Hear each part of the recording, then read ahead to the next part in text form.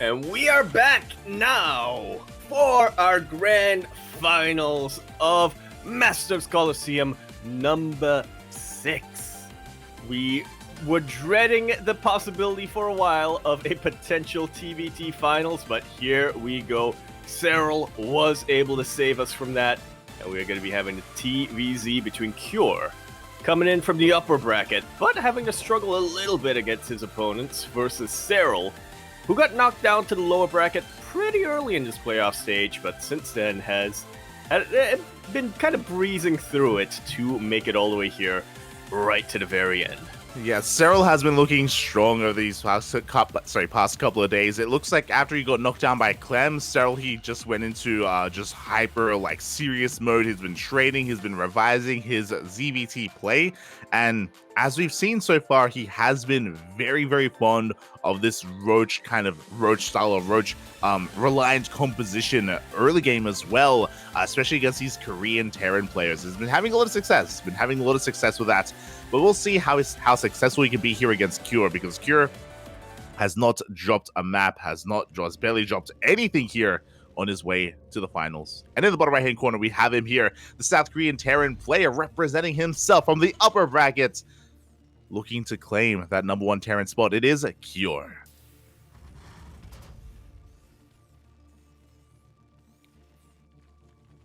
Them eyes. And over here in the top left-hand corner of the map, spawning all the way in the top left-hand corner, getting proxy, the red circle, Serral, representing Team Basilisk from the land of Finland and the lower bracket. There we go. It has been 3-4 weeks in the making, but we are finally here in the grand finals of Masters Coliseum 6. As you mentioned, it is going to be a proxy 2 racks from Cure. Actually, this is going to be a little bit different here. There are 2 racks, yes, but Cure is getting a gas geyser with this. This can't be 2 racks Reaper. It's not Reaper. Enough gas for Reapers. It's Reaper, right? It might be. I mean, with only 1 gas though. I mean, it's just a bad position for Marines, Papi, or Marauders as well. So accurate. Yeah. Okay. The first Reaper is out. The second, I think it's Reapers. Yeah. It's 2 Rex Reapers. So this is something that's very uncommon here in the matchup. Typically, if we see proxy Raxes, it's Marines, it's bunker rushes. So go for a proxy 2-Rax Reaper is very bold of Cure. It can get a lot of damage done, but it's very high risk, high reward here. Cure is going to be investing quite a bit into this.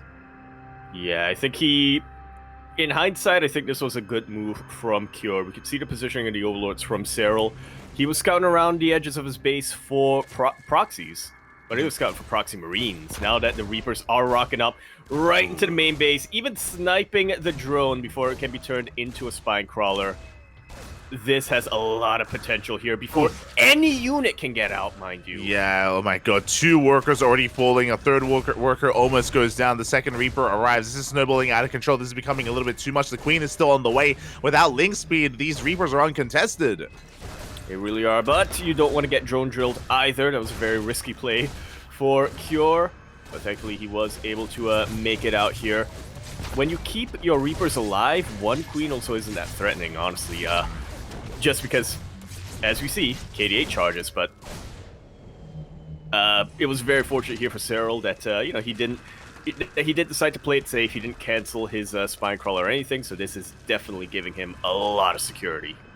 It is. Spine crawler is done at this point. Serral is maintaining control of his bases. He did lose 3 workers and a lot of links. The tumor goes down. A good KD8 charges as the Reapers do survive and get another couple of lings. Yeah, the first tumor went down. That's a pretty good sign of... if that was ever a good sign for a Terra player, that would be it. Cure is once again keeping Serral on the back foot, but I do worry for him a little bit, overstaying his welcome. Serral is starting to bank up his link count, and at a certain point, all the KD8 charges in the world isn't going to save you from speed links rounds. Exactly. Speed is now done. The Lings are out. Cure is aware of the timing. He's backing the hell off. He's racing back home and transitioning. He's already got his factory up and running. We have a CC and a starport on the way. So a pseudo 2-on-1 setup here. And yeah, Cure, he's already done a phenomenal job with doing damage across the map. Serral, he's contained to 2 bases and his worker count is insanely low. Great start here for Cure, to say the least. He's even getting reacted Hellions out right now to keep himself safe against the Ling counterattack. He knows that the only unit that Serral can make right now is Lings and Queens. And as the game goes on, there's a lot of potential for these Hellions to slip past a Spine Crawler, get to a mineral line, and just evaporate these drones. Oh my god.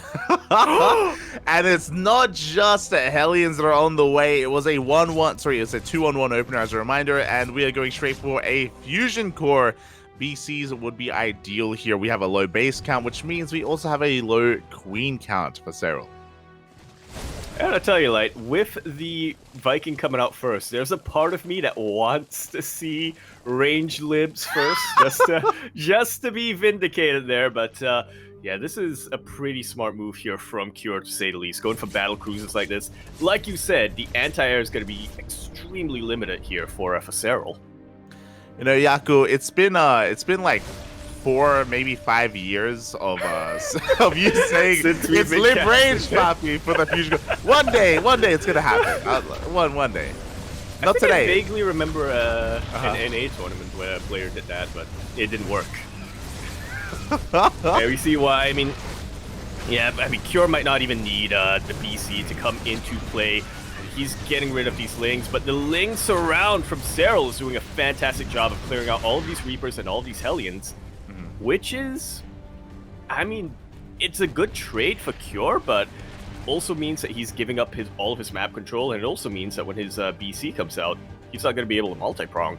It's true. The problem, though, is, I don't know if you saw, but Cure, he did just kill 2 queens. He just killed 2 queens with the Reapers and the Hellions. That means there are that many less queens to work with. Meanwhile, Lings, they go for a surround, but nah, they're being completely shut down. They do not make their way into the main base. When the BC gets across the map, I believe there are going to be 4 queens in total, and that is not going to be enough. Yeah, to deal with the BC. We have a 5th queen just now in production, but the BC is out, and it teleports across the map. Like so, you could see Serral just drop his face a little bit there in frustration. This is very, very difficult to deal with when you only have 4 queens and when you weren't planning on making really any spore crawlers. One of them does complete, so Cure has to be careful about that now, and Serral does have a little bit of a fallback point, but even still, this BC has a ton of health and armor on it. He just killed 2 queens. There's only 2 queens left here for Serral. The 3rd queen does just pop out of production just in time, so he's going to be able to fend this off, but Serral, he was stuck on 1 base mining. So much lost mine time with those drones. This BC has already paid for itself, and we have a 2nd BC on the way. No Yamato, so we're not going into mech. It is a bio transition, but these BCs are doing a great job at just, being a thorn in Serral's side, and it's not just BCs. He has even more Hellions as well. Just when you thought it was safe to retreat to the spore crawlers, Hellions show up and, show you an even worse time. Good surround, though. Really good control out of Serral on those Hellions, but we do get a couple of volleys off on the mineral line. Only 3 drones go down. That could have been so much worse. Good defense here from Serral. Very good defense here, all things considered. The 2nd BC did pop out, and Cure hasn't really made use of it just yet. He is focused more on getting his tech, getting his production up and running back at home. Now here comes the 2 BCs, and Serral still struggling when it comes to anti-air, but he definitely has a lot more queens than he used to. Yeah, he does have 2 transfuse available, and he's barely keeping that spawning pool alive. Will force back those BCs, but that spawning pool is very low, and we could see that sniped later on down the line. Serral is going to be committing to Ling Bane, just Ling Bane production. Is going to try and get a scout off to try to get a read on what is going on. He does see the tech lab researching on the rack, so he knows it's going to be Viet. Yeah, it's a good call for him to commit to Ling Bane in this case. Which is, it's an 8-30-minute Baneling nest, and it's only halfway done. That really just goes to show you how much pressure Cure has been applying here onto Serral, just never allowing him to tech up whatsoever. Exactly. Another queen goes down as well, and Serral, as you've been saying, has just been hindered time and time again. I'm curious if he's going to go for an all-in. He is still making more queens, so he could maybe try to go for like a 1-1 Ling Bane queen push, but I don't know. Queen pushes, they don't really coincide with Ling Bane too often. They're not really the most compatible army compositions. Yeah, you normally see Queen Marches more with Roaches and Ravagers, which really synthesize well together because then you can transfuse your Ravagers, you can, do a whole bunch of stuff. I got really worried for a second here for Serral. I really thought that his spawning pool went down, but no, he is just staying as safe as possible. He wants to make sure that if he does slip up and that spawning pool does go down, he's still going to be able to make Lings and Banes to defend against the Bio Push, which is Cure's main focus from this point on. Exactly, and here we go. 2 BCs, they teleport into the main base. They take down another one of these queens at the same time. Here comes the Marines, and Hellbat's on the right-hand side, but the queens are able to keep up for the most part. Do we have enough energy for transfuse? The Lings, they come in for a surround, or they attempt to. Yeah, you really have to be careful and think twice when you're up against Hellbats like that, even without any mines, even without any tanks. Yeah, exactly. As the Lings, they just cannot close the gap. They cannot get on top of that army. Meanwhile, that was a cancel on the 5th base of Serral, so he's being contained once again to 4 bases. Cure doing such a great job at maintaining map control. That may change soon as Bailing Speed just finished. But Serral, he's still on the back foot. He's still down in supply. Very much so, yeah. He's really struggling to... Okay, I was going to say he's really struggling to get his economy up and running, but I read that wrong. He is up on 70 workers for the time being, which isn't too bad. It's really his army that's lacking. Yeah, now he's finally been able to get up to a decent drone count. Meanwhile, here we go on the right-hand side. The Bailings, they do collapse on this army, but I don't know if there aren't enough Bailings. Not anymore. Yeah. Cure... at this point doesn't even need to split. GG's call. Cure will be taking game number 1 with some very cheeky builds, not gonna lie. Yeah, the initial proxy 2x Reaper getting a lot of damage done, and the follow-up BCs were ideal here, really catching Serral off guard, completely off guard, and they may not have gotten a lot of worker kills, but if you remember, they were denying mining in the main, they were forcing everything over towards the natural, so much lost mining time, such inefficient mining for Serral. And as you were pointing out, when it comes to his tech, like, everything was so delayed because of the rough early game that Serral had. Yeah, that was a replay I want to get my hands on. Not gonna lie. You're like, but I'll refine it, Papi. I'll go range lives. What's the opposite of refining? I'll smash it. Oh no.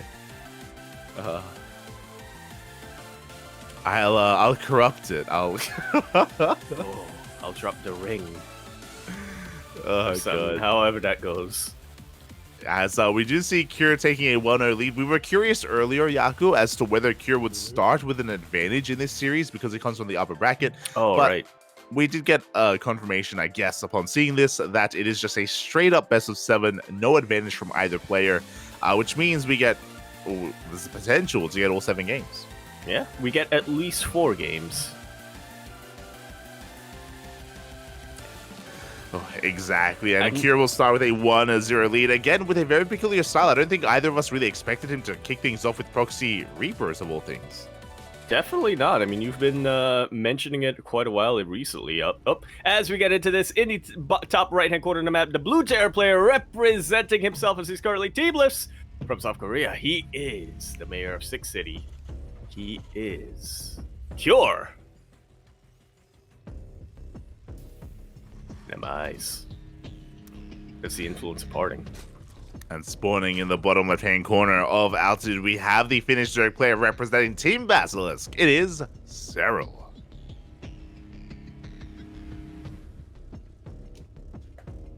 So yeah, as I was trying to get at, for the past couple of weeks, you've kind of mentioned that Cure in this current era of StarCraft 2 can kind of be considered the innovation of Terran players right now, just because he is playing a very he does tend to play very standard builds. He likes to go aggressive, but even when he does aggressive play, it's macro aggression, right? He doesn't go for any of these big 2-base all-ins that Maru and Byun do. And as usual, I disagree very strongly.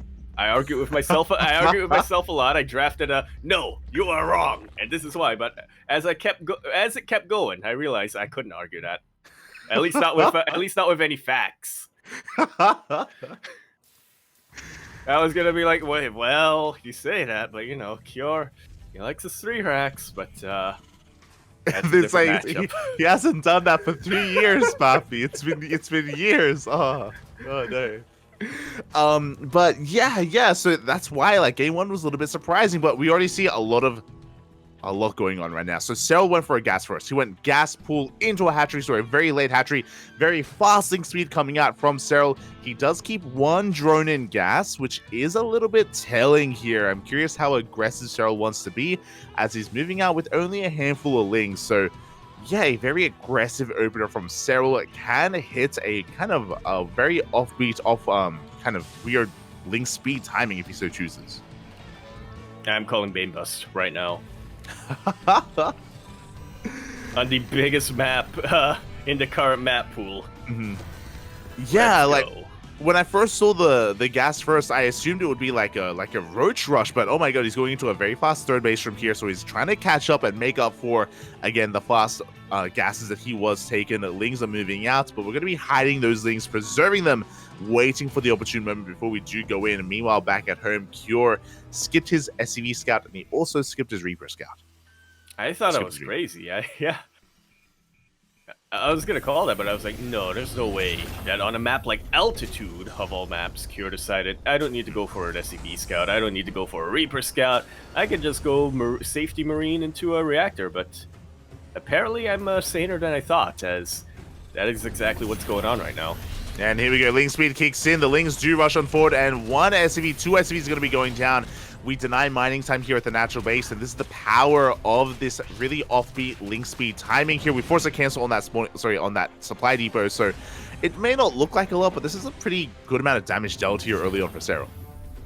Yeah, I mean, 2 SCVs early on really does cut into the economy of the Terran player. More importantly, forcing a cancel on that supply depot has huge effects for Terran builds that are very much based on hitting a timing at the most specific of times. Mm-hmm.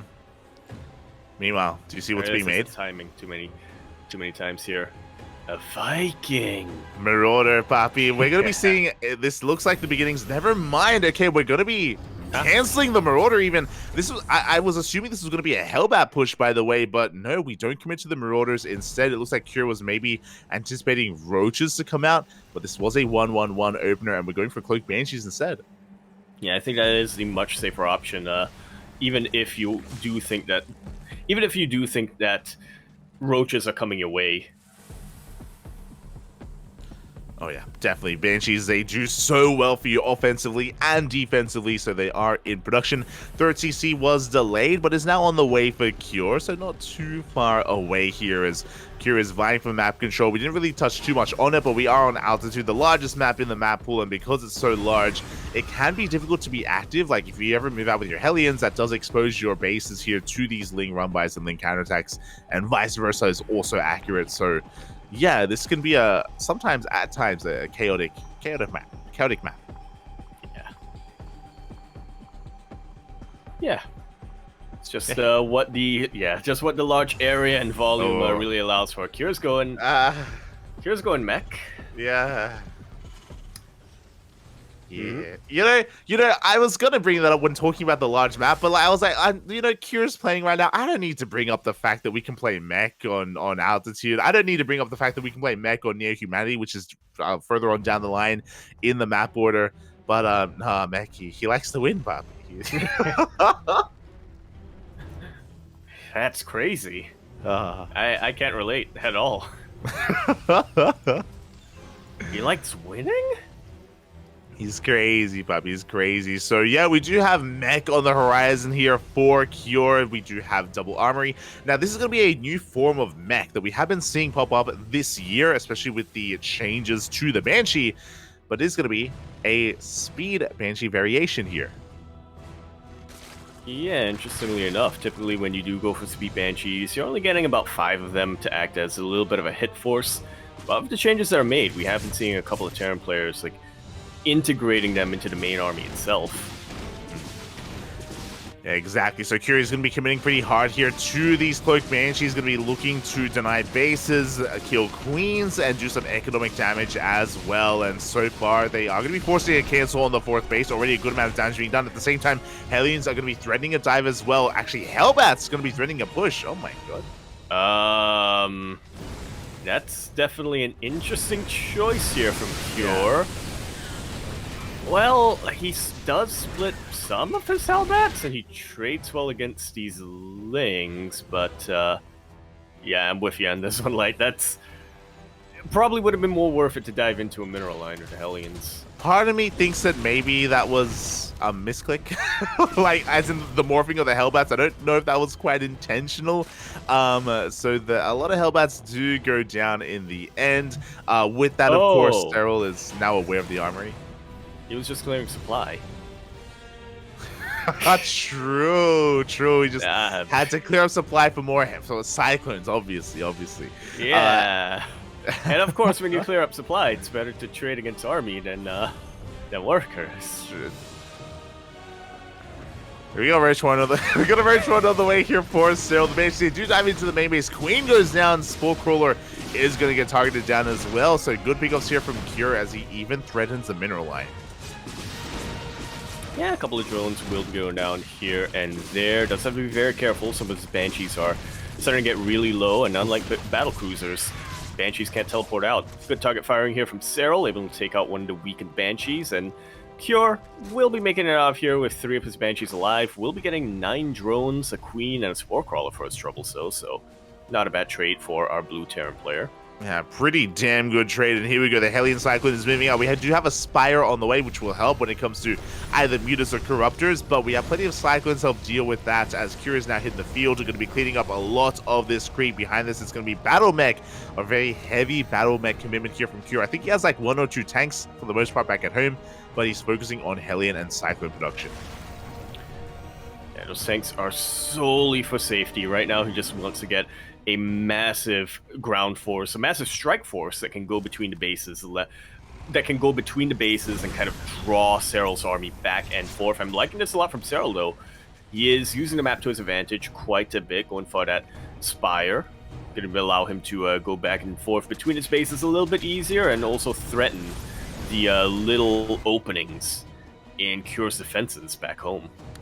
Yeah, at least that's the goal here for Serral. We'll see if he can pull that off. Meanwhile, this base is not set up. The Spores were a little bit too late. 4 drones go down. These Banshees, again, doing a great amount of damage, keeping Serral busy back at home. He dives into the main base. Infestation Pit has been scouted.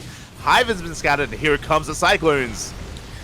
Yeah, he drew all of these Queens into a position where he knew that the Cyclones would have a field day. These Hellions do now have Blue Flame. They've not been morphed into Hellbats just yet. Cure doesn't really want to commit to any big pushes, not against Massling Bane, especially against Bane. Spire gets scouted as well. Cure just going to be threatening once again with these Banshees. There is 1 Spore Crawler in position over at that 3rd base, and over in the 4th base is decently set up. These Banshees are so fast. We just did like a lap of the map. Jesus Christ. As the Banshees do make their way through everything and make their way back home. That one Banshee has like 5 health on it. It does. We do have Thors on the way to help deal with the Spire that was just scouted. What I was about to say is that Serral is on the back foot. He's been sustaining a lot of economic damage. You can see that reflected in the supplies. It's a very difficult thing to do here for the Zerg player to try to keep up when you're behind against a meching player. But Serral, I think he has 7 Infestors with his army at the moment, and there is a chance 1, 2 good fungals. If he locks down this Battle Mech army, he could take a good fight. He could take an amazing fight. Yeah, it's not going to be the most efficient with Ling Bane, but as long as he's able to wipe out the army, it's going to take Cure so much more time to rebuild it compared to Serral just going across the map with a couple of Mutas or with whatever Ling force he can muster. Yeah, we'll see if Serral can keep up. We'll see if he can land that fungal. For now, he's just going to be dancing with the army. There, those infested, but they get scanned! Oh, 1 good neural parasite will, lock onto the to the Cyclone. Unfortunately here for Serral, Cure doesn't have his Thors in position. He doesn't really have any tanks or any like major big value units to really that's really worth neuraling. Yeah, exactly. We do get a decent fungal on 3 Hellions and a Cyclone. The army has been scanned. Meanwhile, Serral did finish his Greater Spire, so the Spire was just for Broodlord tech, and Broodlords are on the horizon. We don't have them yet, but that's what Serral is kind of working towards here. As Serral is finally getting his 5th base up and running. He's been struggling so much here this game to get a 5th base, and as I say, it gets up and running, it's currently under siege. It's up. We don't know. It's not exactly running. It's more of falling over. Cursing up a huge concave here. Now he has tank support. Now he has a couple of Thors here to act as tanks and soak up a couple of hits as well from the roaches and from the banelings. Yeah, exactly. And Cure, he's just denying the 5th over and over again. This is typically something that the Zerg player should be doing to the Terran when they're meching, right? It's about keeping the base count low from the meching Terran player, and Cure is just all over Serral right now. Cure has a bank to work with, so even if he loses his army, he can remax and rebuild. And Serral is on the back foot. The big thing, like keeping Serral alive, is the map a little bit because it's so big and so wide open. Cure has to be very slow and methodical when it comes to his pushes.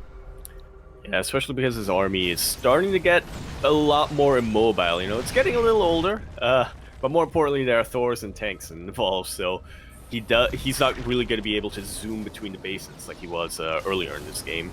Yeah, exactly. The joints, they're aching. He doesn't have that spring in his step like he once did many years ago, but regardless, still packs a massive punch. We do have some Neurals coming in, but 2 Infestors go down. Not the best use of those Infestors from Serral. Expensive losses.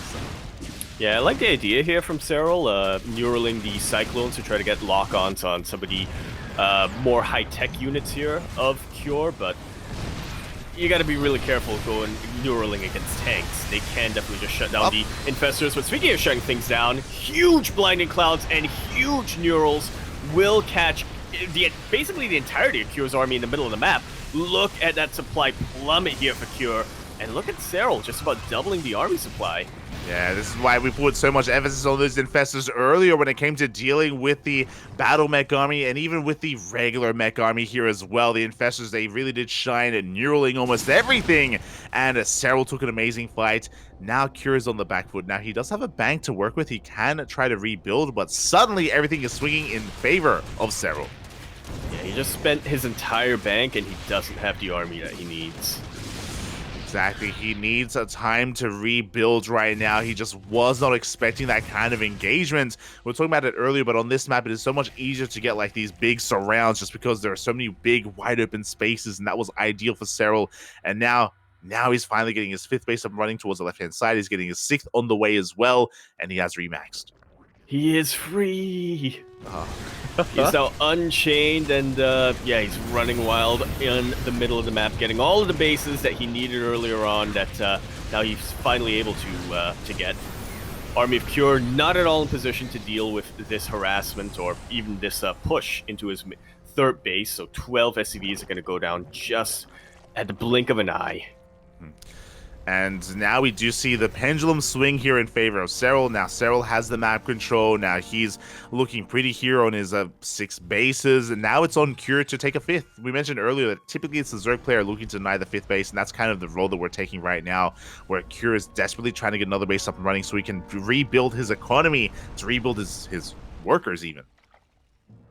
Yeah, 5 bases is kind of the magic number here for the late game Terran players. Has been for quite a while.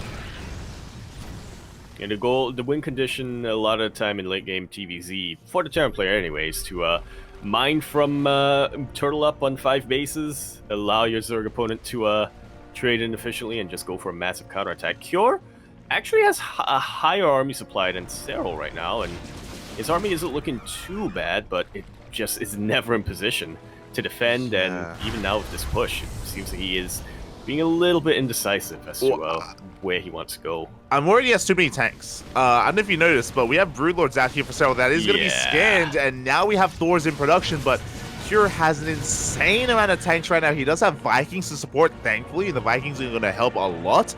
But is it too little too late because the Broodlords are making their way across the map, looking to lay siege upon that third base of Cure? As much as I want to believe in the Hellbats to be able to protect the tanks, it does get very rough. And it especially gets rough when the tanks are actually sieged up and when they are able to get their friendly fire. I have never seen a Terran player split up their mech army like this and go for a multi-prong. Upon seeing the Broodlords, like right now, Kirki knows that he has to make something happen with his tanks because they will not help in a head-on fight in a straight-up engagement. So he goes for 2 big armies, pure tank, pure Hellbat, going for these big counterattacks. We'll see if he can get anything done with them. Already, I mean, he's not really trading his tanks. He is kind of trading his Hellbats more than anything. 5 Thors are on the way, though. And Cure, this is what he needs to do. Siege up a couple of tanks randomly on the map. Not randomly, you know, in positions where they can actually get damage done, but are also vulnerable to the Zerg army, while he builds up his Thor count back at home. Huge fungal on top of these Vikings is the only anti-air that Cure has really had for most of this game. Yeah, and the Vikings, they get completely shut down. A Cure overextending, being a little bit too cavalier, trying to dive on top of those Broodlords. It was a trap. The Infestors were waiting for those fungals at the same time. A big link counterattack at the third base. SCVs are going down. Now, Cure is building up his Thor count. He's getting a better army, to be fair, but his economy is hurting. He's down 30 workers. Yeah, I still want to say that Cure has a better army right now, but how long can that army last? He spent his entire bank. Like you said, he's way, way, way behind when it comes to the economy. One good fight is all Serral really needs. No matter how they trade, as long as Serral is able to, you know, take out a significant amount of Cure supply, he can very easily remax and go for a huge counterattack. Huge Mule Hammer in that base. I love to see it as a fellow Mule appreciator. There you go. The Mule Hammer is real. That is going to keep Cure in this, of course. And he does catch a couple of Ravagers. He's going to be pushing through the center of the map. A bold move. Meanwhile, as he moves down, the Infestors are gathering up energy. They're getting ready for that mass neural play once again. Serral just has to be very patient here. Wants to allow the army to move on to creep to expose itself. Yeah, as I realize now that Cure doesn't really have an answer to the Infestors. He hasn't been making any ghosts whatsoever. Yeah, exactly. Like, tank, Thor, Ghost is typically what you want in late game mech versus Zerg. The Ghosts, they do provide a pretty crucial role there. Meanwhile, Bailings, they do roll on in. Mineral Line is going to be going down. At the same time, Cure is going to be denying the gold base, but does he have enough to break this? Cure is all in. I mean, it doesn't matter if he has enough to break it or not. He has to get something done. He has not made an SCV for a very long time. And now he's making SCVs. Okay, sure. He's making 6 SCVs. What can they really do? He is all in. I'm all with you there, Yaku. He needs to make something happen with this push. He takes down 2 hatcheries, which is nice and all, but Serral, he has a 4K gas bank, a 2K mineral bank. He can afford to lose some bases. He absolutely can. Cure, on the other hand, cannot afford to lose these stores. Yeah, Thor does get picked off in the center of the map. Cure going to be rotating around. He does still have that terrifying main army. If he can somehow get on top of those Broodlords, he can take a fight. Hellion Runby does get some workers, does get confirmation of the location of the Broodlords. And that's going to be quite a bit of a journey for those Overlords to make it to this base and to defend against Cure's mech army. But when they do get here, as a reminder, Cure doesn't exactly have a very mobile army either. He doesn't, but you know what he does have? He does have an army that had just killed 12 workers and another base. So Serral's own economy isn't looking amazing either. He's down to only 61 workers. Big Ling Runby, though, is going to be threatening the bases of Cure, and it does force Cure to turn around with some of his reinforcements to try to clean this up. Shell's about to break into the main base, and if he can get on top of the production, then, you know, Cure, he's going to have to go all in again. This is getting very close. This is getting very scrappy between the two players. So both players, they have very they don't really have amazing economies here. Both players are focusing so much on their armies, on their major fights instead. And even Serral doesn't have the most amazing bank. He has a lot of gas. He doesn't have a lot of minerals to work with. So this is going to get very close as we do go for a Hellion Runby. Even more drones is going to start to go down. Yeah, workers are falling left and right for Serral. The worker counts are now evening up. Kira is actually taking a new base. He's expanding over towards the left-hand side, which is going to be very crucial here as he's scanning ahead of time, looking to deny even more bases with his main Thor army. These lifted orbitals, man, they hurt. They just wanna spend their energy, but they can't. They just want a mule, Poppy. That's all they want. As Kira pushes in, Serral, he's avoiding the main army, is going for a big Ling Ravager counterattack, and the army does get spotted by a tank here at the Zelnaga. That's not a bad placement to keep a siege tank in. You're gonna have to keep that in mind. Okay. Future use. Do you not veto altitude? I don't veto any maps. Yeah, you're crazy. But here we go. The Thors are pushing on forward. Big Ling Ravager counterattack does get 16 SCVs. So many workers are going down from the side of Kira, but at the same time, he is looking to take down 2 hatcheries here from his opponent. 1 hatchery goes down towards the left-hand side. The hatchery on the right also getting very low. Yeah, Serral, I've just realized, hasn't really been able to remake his Brute Lord count. He is getting corrupted, so he knows that if this game continues a little while longer, he will be able to get his late-game army up and running, but we'll see if we get to that point. Once again, both players are in terrible economic shape. They really are, and that's why it's going to come down to one big fight. We do see the Ravagers kind of getting caught out a little bit. Hellions, they're going to be able to do some decent damage to them, especially with the splash damage the Vikings are going to land as well, and they do, oh my god, get filed! Whoa!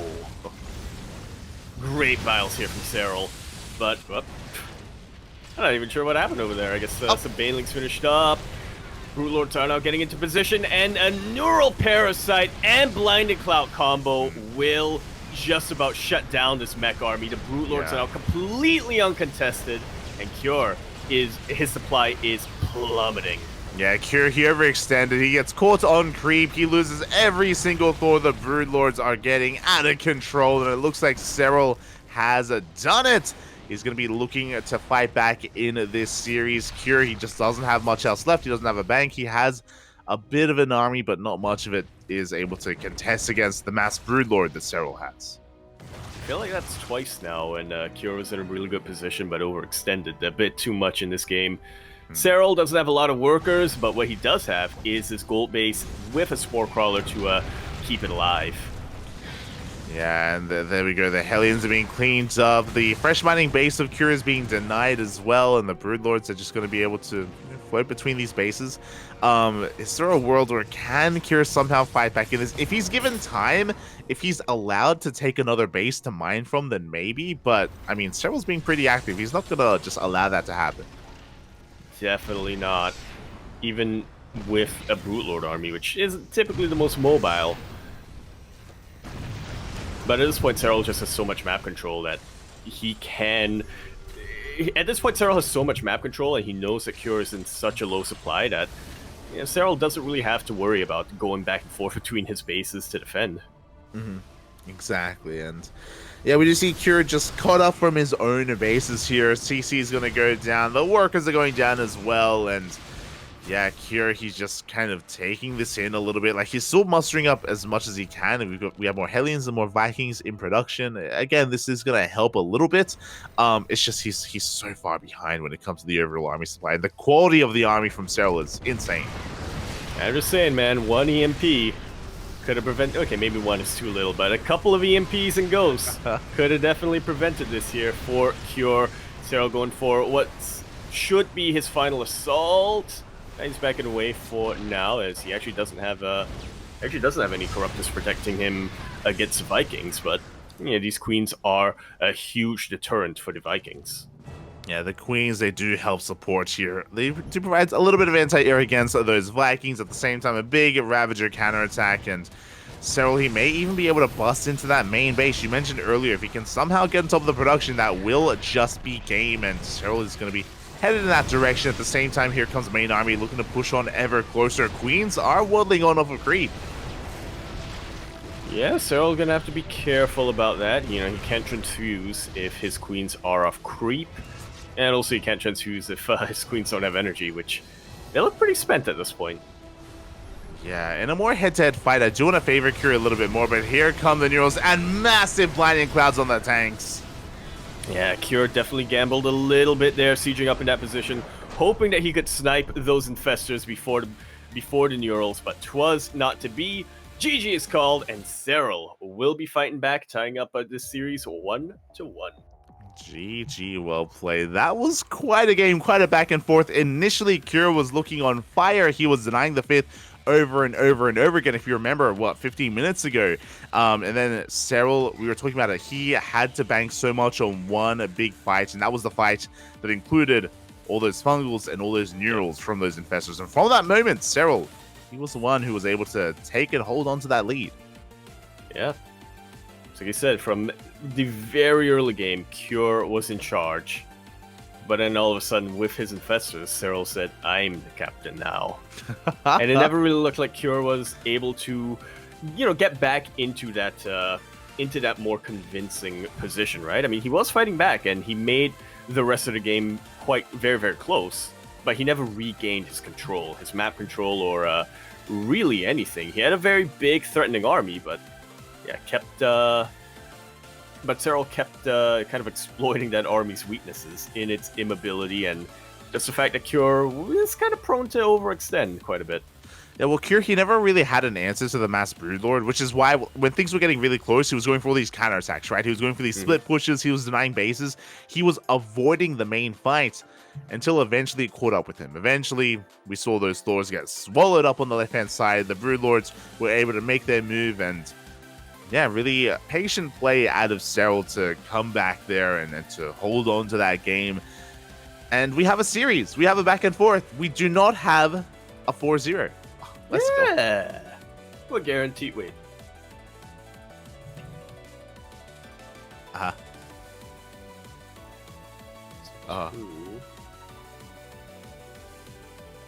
We're guaranteed at least 5 games in this series.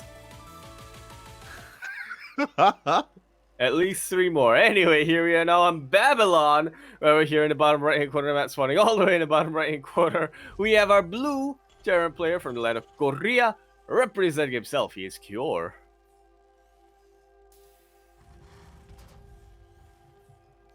And spawning in the top left-hand corner of Babylon, we have the Finnish Zerg player representing Team Basilisk. It is Serral.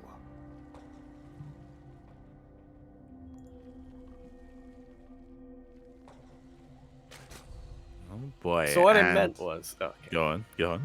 So what I meant was we're guaranteed at least 3 more games after this, when instead of 2. There you go. That is some beautiful math on stream, Yaku. I appreciate it. And what I find really interesting is that both of these games so far, Cure has not been going for the 2-Rax opener. That is what he's been known for over the past couple of months. That's what he's been really refining over these months, and he hasn't done it at all here against Serral. He's been really shifting gears quite a lot. Yeah. And he kind of did a 2-Rax in game number 1, but a very different 2-Rax, to say the least. Technically, he did a 2-Rax. True. But he didn't do the 2-Rax, Yeah, exactly. So, yeah, and likewise, we're seeing something different here as well. On Babylon, he's going for a Rax expand. So once again, a little bit more standard play here from Cure. Meanwhile, Serral across the map going for a Hatch gas pool opener. So we're seeing some pretty standard stuff. We may even get to see some Ling Bane versus Bio play here. Oh, that would be the dream. Yeah, like that, like we don't get to see that often enough anymore. It's we'll see, Papi. We'll see. As once again, Cure, I believe he is going to be skipping his Reaper, going for a Marine first. Just so cutting some corners, being a little bit greedy here. Cure is, as he is getting set up here on his 2 bases, looking to get into, I imagine, a 1-1-1 opener, but we'll keep our eyes on Cure. Yeah, especially because that's where we're focused right now with our observer. Yeah. Meanwhile, Serral is getting into his 3rd base. So again, very standard stuff here from Serral, which again I appreciate. We've been seeing. We saw just so many roach openers against Bjorn, but because Cure is avoiding the 2-Rax opener, like Serral, he can kind of spread his wings a little bit more, and we can get a more standard setup here instead. Old school.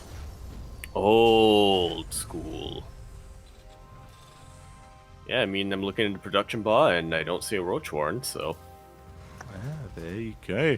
And Cure is going for a 1-1-1. He did take his second gas a lot faster, so it is not going to be an economic opener out of Cure. It's going to be that much more aggressive. This is looking like a Banshee opener, but no, never mind. He doesn't go for the add-on swap. We saw this last game as well, remember? He's going for a Marauder first.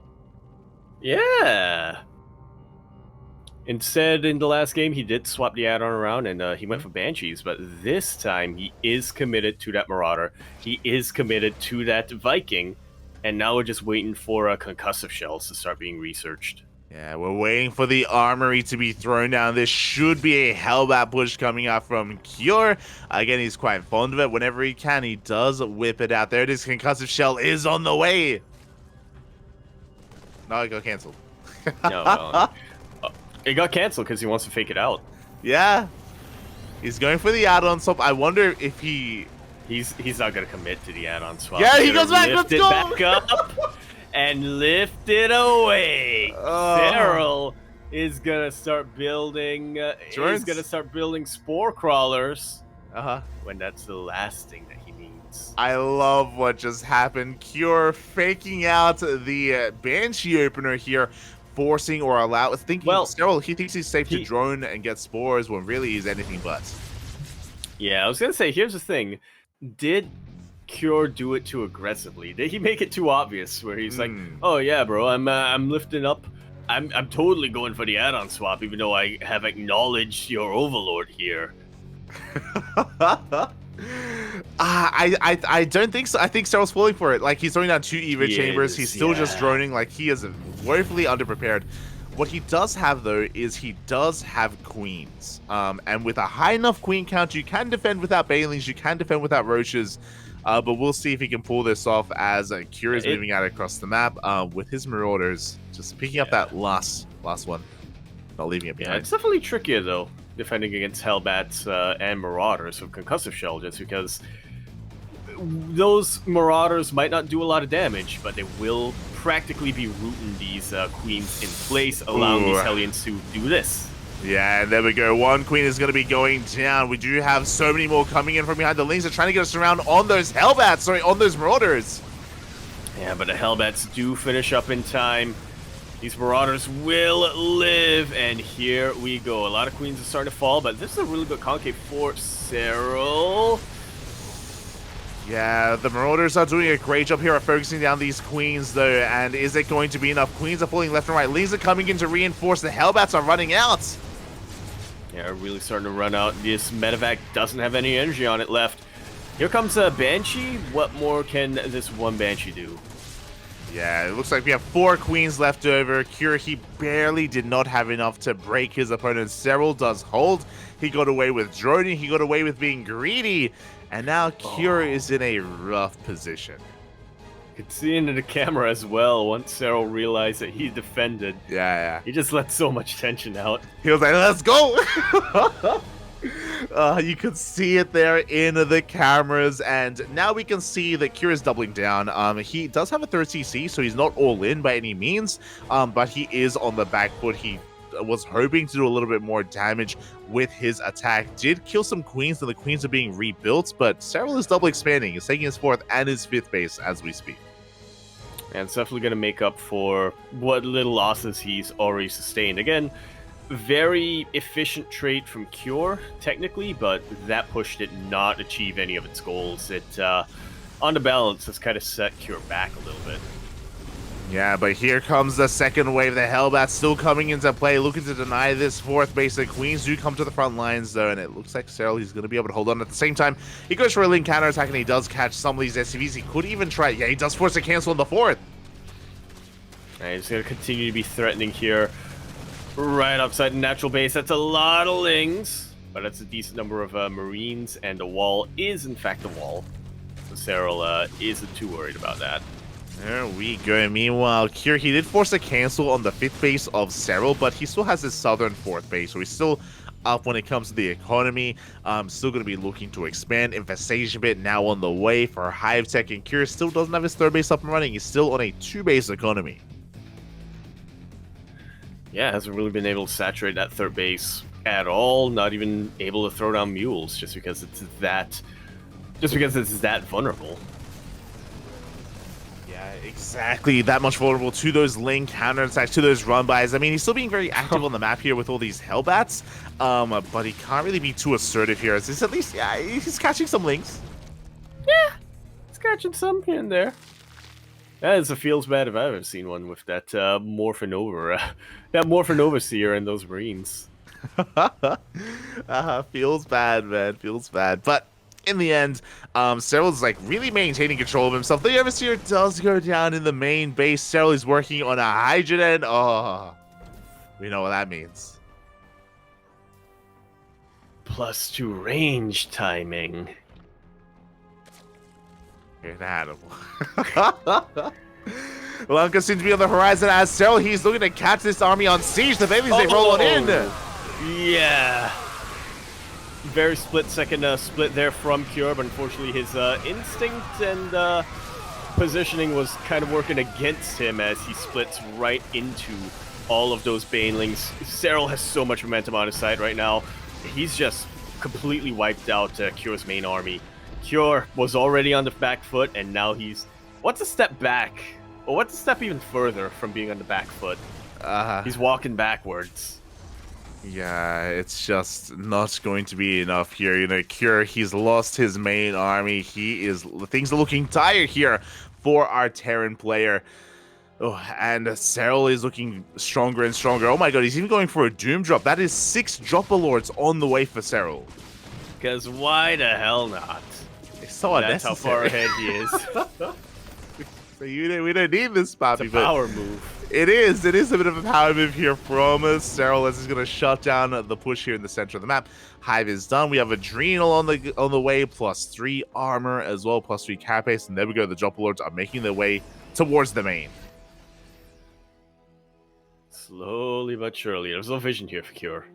No vision whatsoever. I was expecting Banelings, but yeah, somehow I feel like these Cracklings are going to be even more terrifying here for Cure. Yeah, exactly, as we are going for that massive drop into the main. At the same time, Cure, he's trying to get another base up and running. His 4th is getting saturated, but here we go. We do just carpet bomb the main base. We do have some production here in position, so the Lings aren't going to get too much damage, thankfully. Yeah, the Lings are going to be able to deal with this. At the same time, Serral, he's pushing on the front lines. Yeah, I mean, they trust a little bit of the army back, which does open up Serral to do this, so... Worth it? Question mark? I mean, he does borrow some of those Lings, actually, so he's going to be able to unburrow and wreak some more havoc. He did kill 2 tanks on the front line, so was an efficient trade, but Cure is turtling up. He is turtling up very hard on these 4 bases. Yeah, it's what he has to do right now.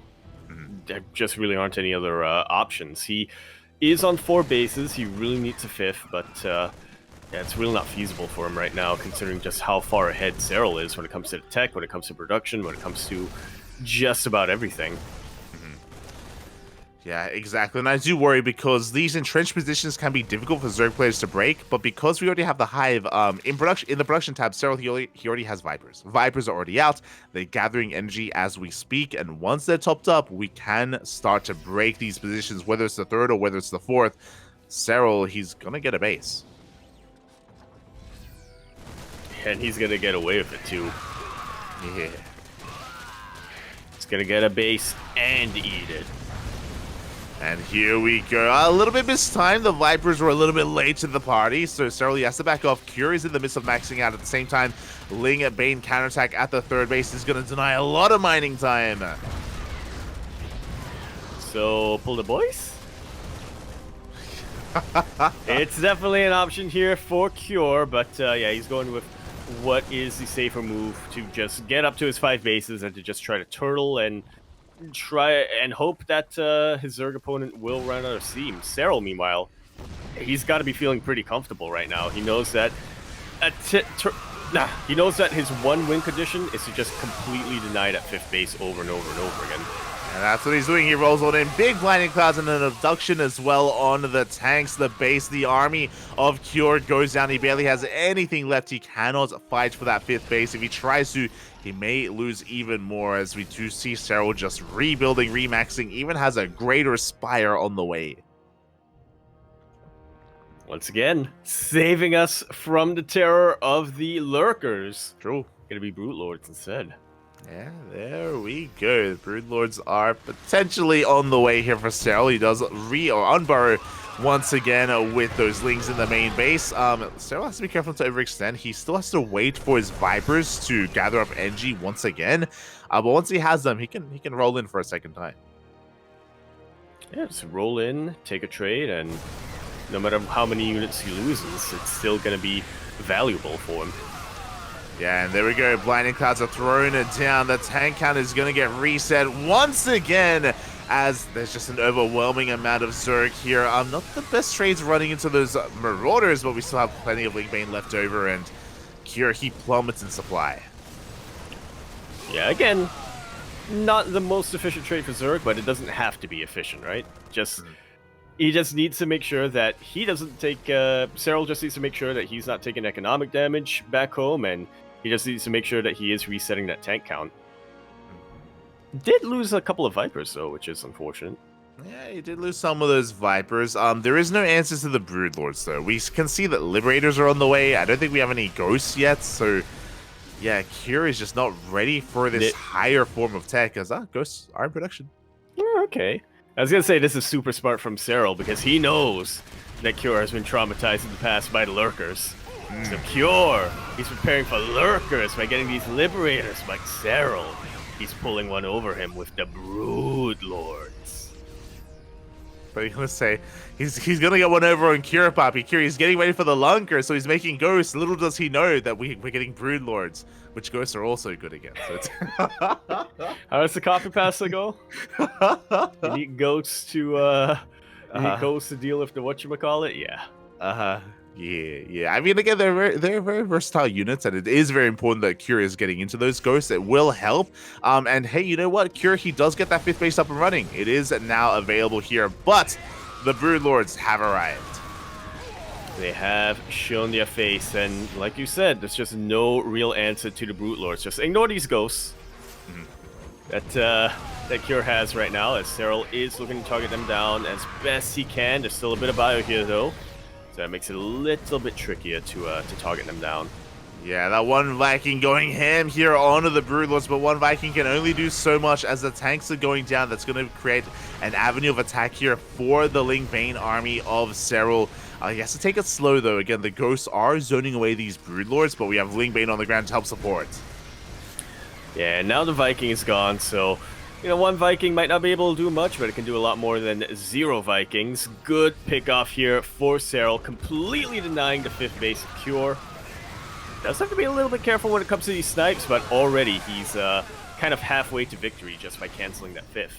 Yeah, so Cure, that was a big denial on the 5th base. Cure has a pretty terrifying main army. You can see the army supplies are actually pretty similar, even though Cure doesn't have a bank, so he's pretty all-in. He's pretty all-in with this push. He has to try to break Serral here and now. Good snipe on one of those Brood Lords, but the Link Bane rolls in. Yeah, Cure has this one window of opportunity where if he trades as efficiently as possible, if he micros his heart out, he might be able to ride all of that momentum into Serral's bases and into the victory, but Serral, he just regroups, he re-maxes his army, and he knows that the trickiest part, the toughest part for Serral is already over, taking out that 5th base.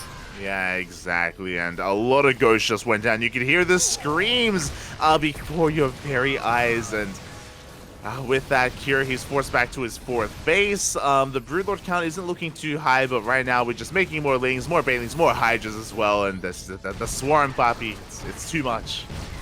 It never ends.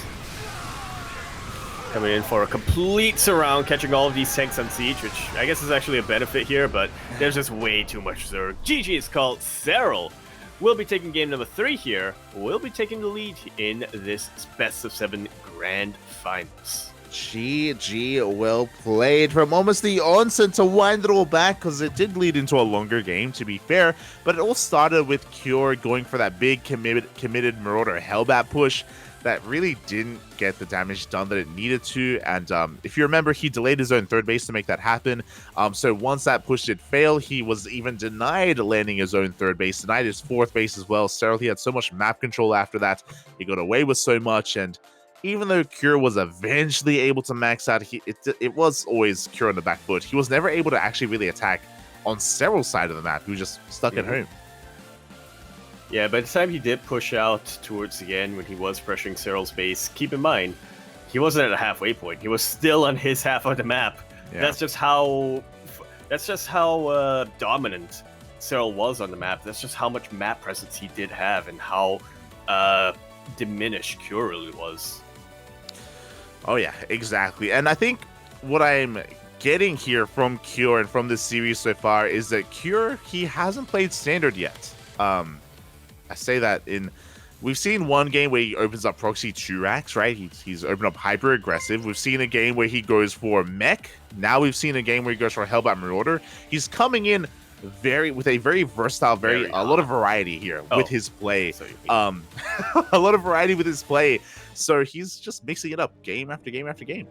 Indeed he is, and here we are now on the next game, next map, Gressvan. We're in the top left-hand corner, our Blue Terror player, representing himself from Korea, he is Cure. And spawning in the bottom right-hand corner of Gressvan, leading the series at 2-1, the Finnish Zerg player for Team Basilisk, Serral.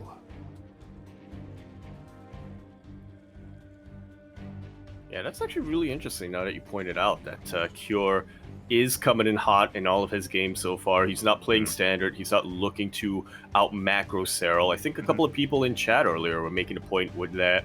We're kind of making a point that if you want to beat Serral in a TVZ, you cannot allow him to get into the late game, and that kind of looks like what Cure was doing here in the 3 games we've seen so far, where he went for the Proxy Reapers just to try to kneecap Serral, or handicap him before he can really get his economy up and running. In game number 2, where he was going for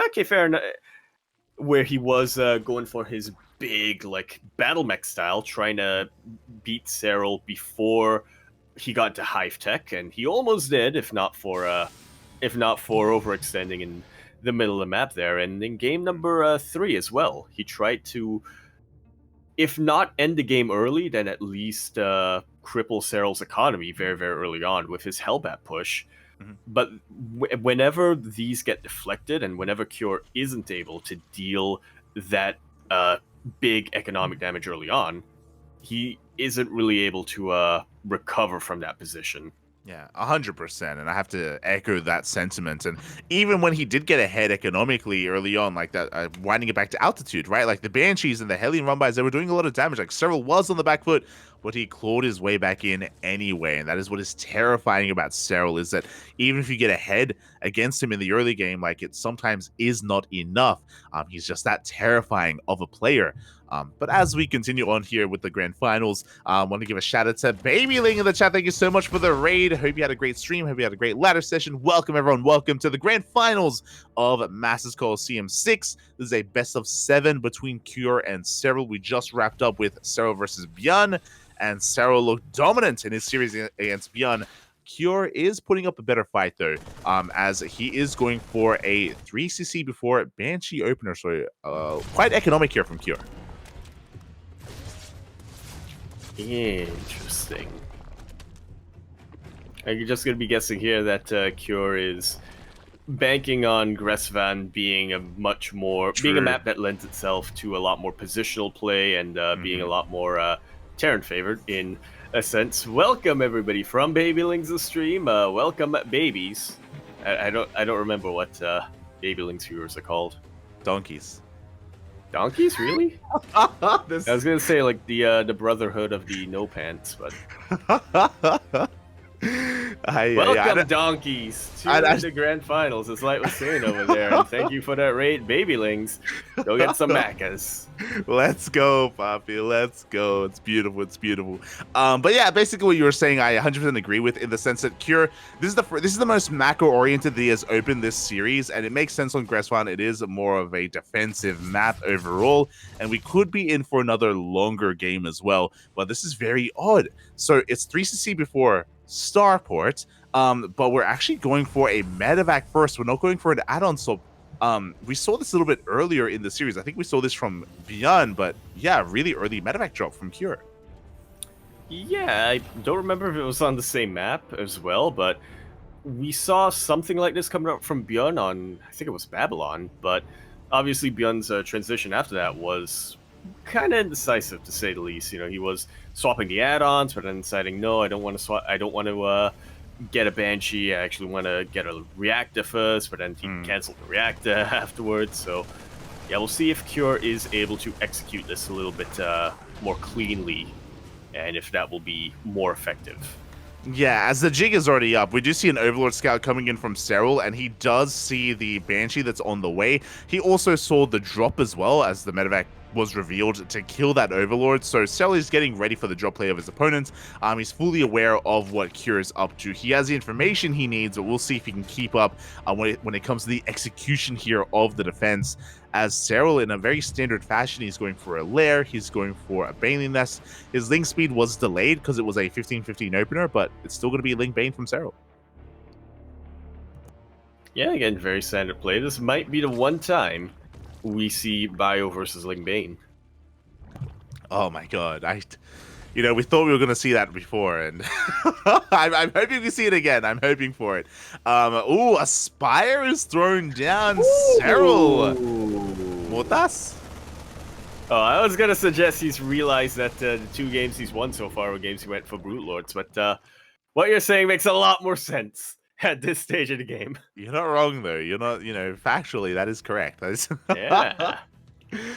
Oh god, but yeah, I mean, going for a Muta play against 3cc openers are very smart, just because it takes a while for the Terran player to really get things going, and you can get a lot of map control, you can punch the economy as well. So yeah, we'll see if Serral can get away with this. So far, the Spire is unscattered. So far, Cure has no idea what's going on. A very non-standard position, to say the least, right on top of that ramp. Which Terran players basically never scan. Oh yeah, there's no reason to scan in that area. Meanwhile, we do see the drop coming out, but Marines are already getting picked off, and the creep is being respread as Serral is taking control of his side of the map.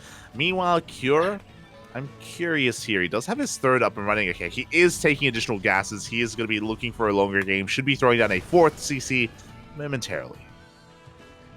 That he should. Mutas are already in production, but they're not out yet. Cure, again, has no idea that Spire was made. He's not making missile turrets at home or anything. Turns around to try to deal with his massive link counterattack. And mate, that's a lot of links. They get on top of the Marines, they get on top of the reinforcements. They do not get the SCVs. Quick pull away from Cure does preserve his workers, but his push was kept at home, and that's what's important, because 11 mutants have just been produced, and they are going to be moving out across the map. Like so. They're not going to be at home to defend, but neither is any unit of Cure. Yeah, completely unscattered, undeterred. The mutants are going to be wreaking havoc here in the bases of Cure. At the same time, he's also pushing out towards the southern portion of the map, so he can also do some damage. But Marines are in position here. The reinforcements were at home, and the mutants, they get fended off. Who needs missile turrets? Certainly not Cure. I mean, they're good, but not Cure, apparently. As he did just make it, but yeah, you know. As he is now laying siege to this 4th base of Serral, that should go down. A couple of transfuses are keeping it alive. Cure is anticipating those Mutalisks to turn around and to take out these tanks. These very, very vulnerable tanks. Yeah, and there we go. The tanks are going to be going down. The mutants try to collapse on this army. The base barely does survive, but I spoke too soon because Cure, he dives back in. He wants that hatchery. Yeah, real good target firing there from Cure, taking out almost every single Baneling. But now Serral has made a couple of reinforcements. This hatchery has regen quite a bit of health. It will go down regardless. Serral catching reinforcements here. As Cure, he doesn't want to overextend at all, especially without any tank support. He's recognized that he's already gotten value with this push. He is going to be retreating and focusing on stage number 2. Yeah, and the mutas, they tried to catch some reinforcements, but they actually got caught out themselves instead, and another muta went down, and so far, these mutas have not paid for themselves. They haven't really added too much to the defense. They haven't done any harassing damage either. They're getting a couple of workers here and there, but this has been an expensive investment from Serral, an investment that just hasn't paid off. Behind this Cure, he's getting into Thors and Widowmines. I feel like we're back in 2015. Marine medevac tank. I guess in fairness, back then it was Marine Marauder medevac tank. But Marine Marauder medevac. Wait, Marine Marauder medevac mine. That's. I saw a tank on the screen, and I was just like, yes, that's the unit that burrows and shoots up. There you go. There you go, mate. There you go. Against Lingbane Muta. Yeah. I mean, again, Lingbane Muta did kind of fall out of fashion for a long time. It has been rising in prominence over the past month or a couple of months even, so it's been great to see mutas dip their toes back into ZvZ. But what's important is that these mutas, they've actually been doing now a decent job at just keeping Cure busy at home, and Serral has been able to saturate his bases and get a 5th base up and running, and he's up to 80 workers. Serral now has a good enough economy to maintain his production, maintain his army. Yeah, to max out even. Now transitioning to his next phase of tech. The infestation pit did just get thrown down a little bit later compared to the earlier games here, but you know, he has been making all these mutalisks. He hasn't really been able to spare the minerals so far. Now that he's maxed out though, not a concern at all. Yeah, I was really concerned that Cure, after killing that southern base, he was just going to keep rallying across the map and keep denying bases, but Cure has been at home, so Serral has been able to double expand, get his 5th and now 6th base up and running. Hive is on the way, 2-2 as well, and just like the previous game, Serral, we have some dropper lords being set up. Last game, this was a little bit lackluster, if you remember that. It didn't really do too much damage, was more of a nuisance than anything, but we'll see if we can get some more done here on Gresvan. Indeed, we shall. With the Muta support, or even with the Muta escort, I think it'll the Muta protection. It might do a lot more. The Mutas actually aren't here to guard the Dropper Lords, but still. Yeah, they can still do some damage, and we do see Cure pushing through the southern portion of the map once again. We do have the turrets going ham here, going to be taking down one full Overlord. Marines are in position, and these Lings, they're not going to find too much damage whatsoever. Yeah, the Mutalisks fare a little bit better, catching a couple of SCVs, but yeah, once again, wasn't a very worthwhile investment here from Serral. Yeah, 2 games in a row, Serral has been trying to go for this mass drop lord play, and it just hasn't really been working out. Cure has been wise here to the tricks of Serral, and is able to shut them down time and time again, and now we can focus on the main push. We got Marines, we got Widowmines, we have Thors as well as the backbone of this army. Cure pushing through the center of the map. He has a lot of creep to work through though, and Serral is maxed. He is maxed, but so is Cure, to be fair. It's all going to come down to the engagements and who makes it out of them better. Oh, exactly. As we do see Serral this time going for some Baneling drops instead. I do appreciate this a little bit more. There's potential for damage to the mutas. They do come back in. They're going to be creating an opening here for these Banelings to potentially do some more damage here, as every depot is going to go down. Big volley so come out from that Thor.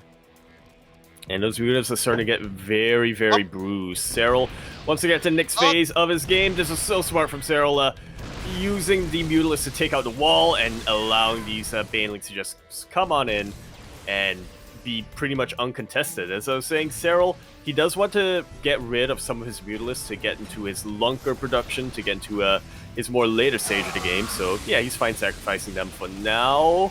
But that also means that Cure has a massive window of opportunity to just go on the offensive. Oh, exactly, as we do have a rough trade for Serral, pushing up a ramp into Widowmines, into Thors as well. Serral, he has to give up that base. We have more Banelings on the way. As you were saying, the mutas, that's a lot of supply that isn't defending back at home, so he has to make it worth his while. And there we go, he takes down an attack. He will be able to take down this entire base. Yeah, even if it gets lifted up, but Cure, I think he smells a little bit of blood in the water. He knows that a lot of Serral supply is on his side of the map. All he has to do is to just trade well against the Ling Bane, and with all of his bio, with his Thor soaking up these tank shots, these Baneling shots, sorry, and with, to be fair, he doesn't have too many mineral mines left, so he does still need to be very, very careful, but there is an opening here for Cure. There is an opening. Meanwhile, the Mutas, they come back in looking to take down another one of these bases as they head into the main as well. And Cure turns around, by the way. He does not break that hatchery. He's coming back home. Interesting choice now. I guess Cure has kind of realized that he can't defend with his reinforcement, so he does need to do something, but he's given up a lot of momentum here. Yeah, like, as we saw, right, like, Cure was trading so well against those Banelings. These Thors, they should be dead, and finally one of them goes down, but he was trading so efficiently, pushing up that ramp. Serral was hurting. Serral was up against the wall, but it looks like Cure didn't want to base trade. And these Mutas, they were getting a bit out of hand, so Cure, he decides to turn back around, and that is ideal for Serral as he is working towards those Lunkers. Exactly. So no matter what, Serral, funnily enough, does make it out of this a lot better. He's got the better economy. He is transitioning to a unit composition that should counter what Cure has right now. I say should, because in that previous series we did see Bjorn beat Lurkers with pure bio, but then again, despite taking out the Lurkers, Serral was able to remax and take the victory from there. And looking at the banks of both of our players, I think that's going to be... I think we're going to see a very similar story here. Yeah, I think so as well, as the Lurkers have arrived. Now, to be fair, Cure does have Ghosts. Ghosts have hit the field, and they will help when it comes to dealing with these Lurkers, but it's all about how many Ghosts he has. As the Lurker count is slowly getting higher and higher, as the Muta count gets lower, you know, we are replacing them with Hydras and Lunkers instead, as you were pointing out earlier, so Serral's army is becoming that much more refined. It is. As Cure now confirms the Lurkers are out. This is going to put a huge stymie into his momentum. It really is. The Mutas, they come back into the main base. They're being pinned back by these Ghosts, but again, at this point, we don't care about the Mutas. Not anymore. Snipes are going to be coming in as well. At the same time, a massive Baneling counterattack here. It's going for the Planetary. And our Widow Mines in place, but when you have this many Banelings, you don't care at all about them. You really do not. Lings come in to clean up whatever is left over. We even have some borrowed Banelings for when that base gets saturated once again. Meanwhile, Cure is focusing on his attack, but again, he's pushing into Lunkers. Lunkers on top of a ramp, Lunkers defending a mineral line, Lunkers Oh, okay. Oh, God. They're everywhere again. It's okay, Yaku. It's okay, though. They can't hurt you. You're not playing. You're casting, Poppy. It's okay. I am? Yeah. Why am I moving my mouse around and clicking then? I don't know. As we are getting ready here for another push here from Cure. Did see 10 more workers going down. I believe those Banelings that were borrowed earlier, I believe they did unborrow in that mineral line. And here we go. Cure once again. This base, it's never going to get up and running. This is what, the third, fourth time it goes down? Like so. Serral, thankfully, though, has taken the other bases more towards the north. Cure has never really made any movements in that direction. He has been focusing a lot in the center of the map and in the southern basins. Yeah, he really has. And this base has been replaced by Planetary, but it goes down to another Ling Bane counterattack. 9 workers full as well. We still have a couple of Mutas left over, and they're going to be able to, you know, be efficient here by harassing some of these southern bases as Cure finally does rotate up towards the north. Yeah, he has Remax, but so has Serral.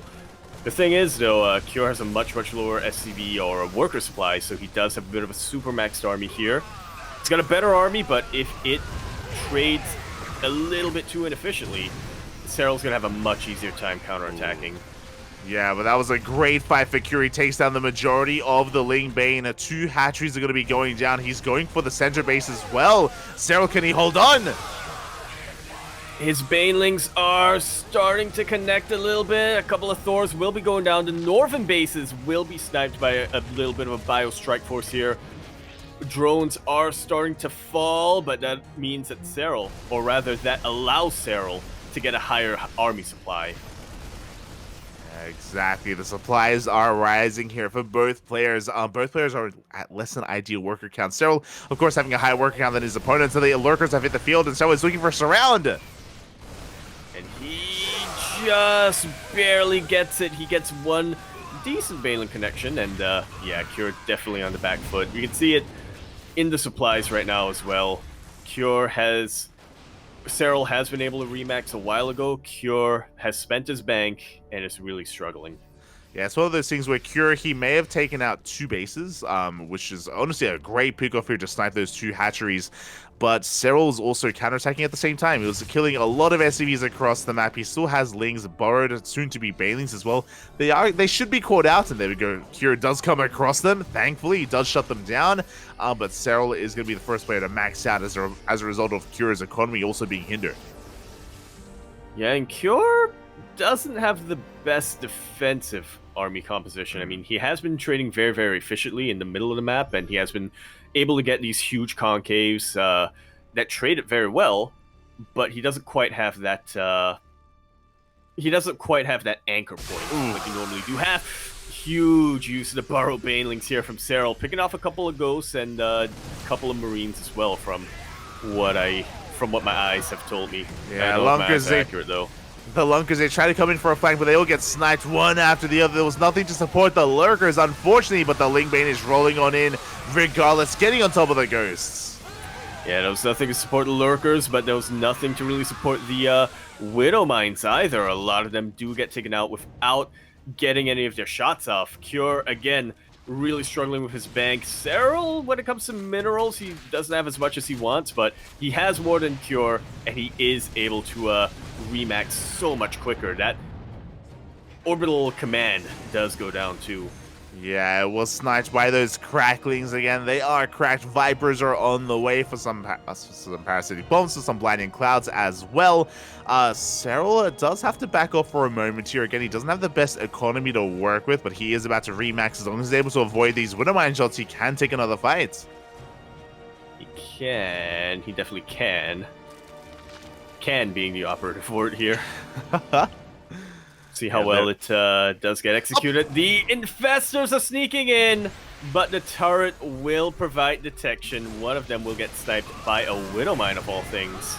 Yeah, and here we go. The Lingbane's rolling on forward. Big abductions on those Liberators as well, and there's just too much Zerg on the ground. It looks like there just is not enough for the Terran player. He's going to be able to hold on to that center base, so the Planetary alongside those Widowmines does hold on, but the Lings, they got into a mineral line. They will be diminishing even more SCVs. Yeah, as we do manage to get even more Lings here in towards that base, towards the left-hand side as well. 13 SCVs go down. Serral has remaxed. Cure cannot. His economy is now catching up to him, or his lack of his economy is now catching up to him as he doesn't have a bank to work with. Not anymore. Yeah, I was worried about pointing that out, just because I didn't want to get too repetitive here, so I'm glad you pointed it out for me, Light. Cure just has no resources, and he has no workers to mine those resources. Yeah, exactly, and it looks like Serral has that. I mean, I said that before when it came to the earlier attack, and he wasn't able to break the planetary, but he's able to deny this space on the left-hand side once again, and now he can just consolidate his forces. Cure, he's doing well holding on. He is, but we've kind of gotten to that late-game TVZ scenario where the number one priority for the Zerg players is to just prevent a fifth base from getting up and running, and so far, Serral has done that many, many times over. Cure, it's impressive how much he's been able to do with what little he has, but Serral in the end has more and has met that win condition. GG is called. Serral now up 3-1 in this best of 7 and only needs one more map to become the master of the Coliseum. GG, well played, Serral. He is one game away from becoming the champion, as you were saying. And on a more standard straight-up game, which was Gressvan, we were talking earlier about how Cure has been mixing things up. He has been trying to be a little bit cheekier with his approach on a lot of these games. On a straight-up standard macro game here on Gressvan, Serral looking strong. There were moments for Cure, don't get me wrong. There were moments, if you remember initially when it came to the mutas, they weren't really paying for themselves, and Cure was pushing up towards that fourth base of Serral. He was trading so well against the Bailings. That was before Serral was able to get into lurkers, and Serral was looking dire. Things looking grim for Serral. And then the mutas, they pulled Kira back home. Like, Serral was able to somehow get some breathing room. He really was. He was able to force Cure, and giving him that breathing room is the thing with all those mutas. And you know, we have to wonder now what would have happened if Cure did commit to that base trade, if Cure did commit to those bases. I think he was lacking a little bit in Widow Mines, which is why he decided he didn't want to risk it. But even still, you know, like you said, that was the one moment in the game where he looked like he was in control. Every other points on Grassvan, Serral was the one in the driver's chair, as we can actually see in the camps here. Oh yeah, Serral does have that driving chair. Kyora's more IKEA. Yeah, we got the DX Racer. Meanwhile, Kira going for the more ergonomic office chair, which I do appreciate. And we'll see if that's gonna do him well here. Up next, Neo Humanity.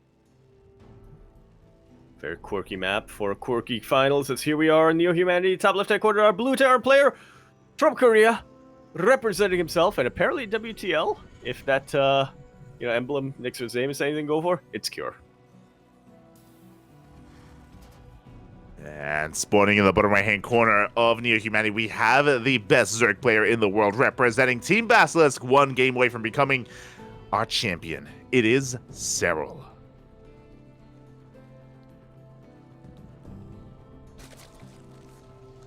Oh my. Yes. Un momento, por favor. Serral? Yeah. That's a pull first. Let's go for that pull first. I feel like I'm way too used to watching Dark on this map, like that when it wasn't hatch first behind the gold. I'm just like, wait, this is normal, yes. Yeah, well, normal-ish. It's normal aggressive since it is pull first, but yeah, he's getting his hatch rate in normal position is the thing. Yeah, it's an interesting opener from Serral. So proxy Raxes are pretty common on this map, so I do think he's trying to hard counter that. So a very safe opener from Serral. It's going to be a pull into a hatchery, into a gas geyser. Meanwhile, a shout out to the lovely sponsors, Taidu, Rio de Janeiro. You know what, Yaku? Shout the sponsors. Okay, we got here coming in, and I was hoping the Observer would highlight them again, but yeah, we got Doyen. You want a shock? You got a shock. That's what Doyen's coming in for. You got Hyperglyph. You already know what Hyperglyph is. I don't gotta explain it to you. Hyperglyph. We got Taidu for your game and peripheral needs here. You got the mice. You got the keyboards. You got the stuff. And then you got Rio de Janeiro. If you ever wanted Elko Pop.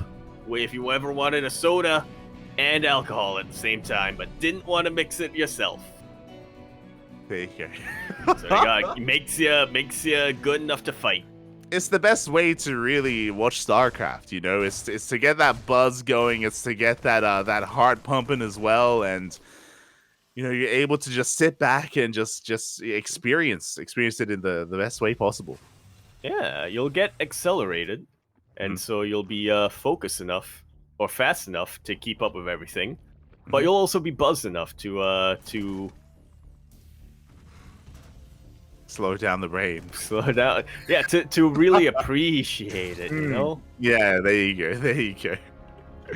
As we're getting into this, so yeah, from that again, it was a safe opener from Serral. It does set him a little bit behind economically, but to make up for that, he's taking the center base.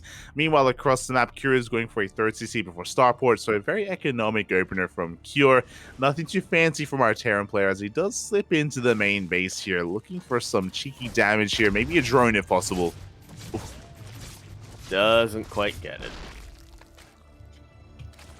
Let's keep his Reaper alive at the very least, so yeah, that could come into play later down the line. Cure going for that 3cc before starport. And once again, as we're once again, we're looking at sponsors. Let's go. Once again, we have a Cyclone here from Cure, and I believe a Medevac drop as well. So he's been doing this a lot this series. It's been really interesting. It's a very quirky way to open up. The goal here is to shut down Overlords and to gain map control. Yeah, it's really interesting that Cure has been a little bit fond of this. Yeah, hasn't quite worked out, but at the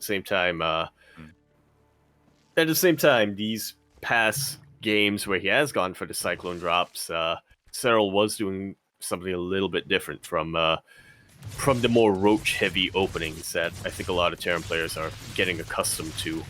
Yeah, speaking of roach-heavy openings, Serral is going for a roach one. He's also looking to knock down the rocks in the center of the map as well. Kira will make it past the center without too much issue, but from what we're reading here, it looks like Serral does want to be a lot more defensive. It looks like he wants to go for a later game. Yeah, which is definitely what getting the forward third really allows you to do. Yeah, you can just get ahead of things. You can spread that creep. You can cut the map in half by taking down those towers. We're just going to be droning quite happily behind this. A layer is on the way, and Kira's looking to try to force out some units and try to trade well. So far, he wasn't able to get any queens yet, but the Cyclone is still alive. Cyclone is still alive. It's in the medevac, and it can continue to be a bit of a threat. Banshees are about to come out. Provide a little bit of defense here against these Lings, and also go for a little bit of counter harass later down the line. These Lings keep coming. They ain't stopping. Now they are. Ooh, as it looks like the medevac gets targeted down by these queens, so we do get 4 workers, but not for free. Sorry, 4 workers and 1 roach, maybe even, okay, just 1 more roach for 4 workers, and yeah, I'm not too sure that was worth it for Cure because he did lose that medevac. It was an expensive loss for our Terran player. Very expensive loss here. How much is a drone? Like 50 minerals? Huh? Oh, don't do math on stream. How much is a cyclone? Guys, okay, it's okay. Don't worry about it. It's okay, Yaku. It's fine. How much is a roach? As we do see Serral going to be harassing this mineral line as well, picking up a couple of these workers, going to be keeping Cure at bay, keeping his economy in check, and 1-1 is on the horizon. Now, I wasn't really expecting Serral to hit a 1-1 timing, and he isn't, because he was focusing on just cutting the map in half. Infestation is on the way, and that's our first sign here of either infestors or a hive. Or swarm hosts. True.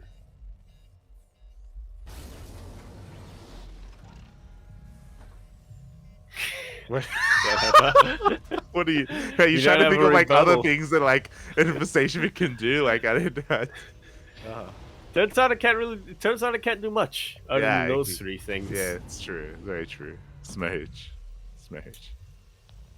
Or a Nidus. That's not. As we do have the hive on the way, we do have a couple of infestors coming out as well. So again, Serral going to be playing very safe from here. Oh, he's taking up a lot. I don't know how I feel about this. He's going for a hive, infestors, and a spire all at the same time.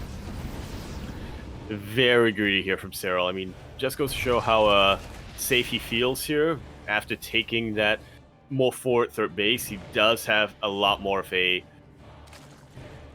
not stranglehold, you know what I mean. He has more of a position foothold? Where he's more defendable. Yeah, I think foothold works. He does have a bit of a better foothold to jump between the spaces and defend a lot stronger. He did take out those towers, so Cure will have a much tougher time and a much longer time trying to go around and harass Serral. And Cure, he's embracing a longer game as well because he goes straight for the 4th CC. He's not going to be hitting his 7-minute timing as we usually expect off of 3 bases, so a much more economic follow-up here from Cure as well. So we're just both players really just rushing into the late game. Yeah, and I'm not sure if this is so wise from Cure. I mean, we have the general consensus nowadays is that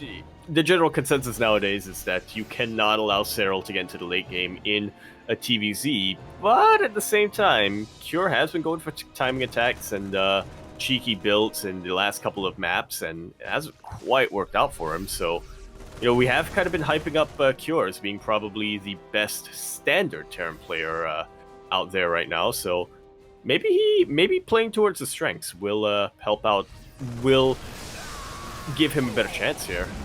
Mm-hmm. Oh yeah. Maybe it can, to try to take away some of the advantages of Serral, try to take away some of the speed or counterattack potential by just like really heavily fortifying himself. Cure can fight back here on Neo Humanity, but Serral, he's doing a great job of just rushing into Hive Tech. That's a greater Spire on the way. We already have Corruptors as well. Serral, he's rushing into Broodlords. He does seem quite fond of the unit now. Yeah, I mean, this is something that you can do on Neo Humanity just because you can just, go into a longer game very quickly. You can tech up very quickly, and even though we have seen some Broodlords this game, like, this is going to be the fastest that Serral has gone for them so far, and it's going to be on Cure to try to keep up here. We'll see if he can have an answer for them. Ghost Academy is on the way, but 7 Broodlords are already being morphed in. Yeah, he's got a couple of Vikings in production right now, but I'm not sure how useful they're really going to be. Yeah, exactly. I mean, we don't have too much anti-air for Serral, but we do have some infestors for fungals.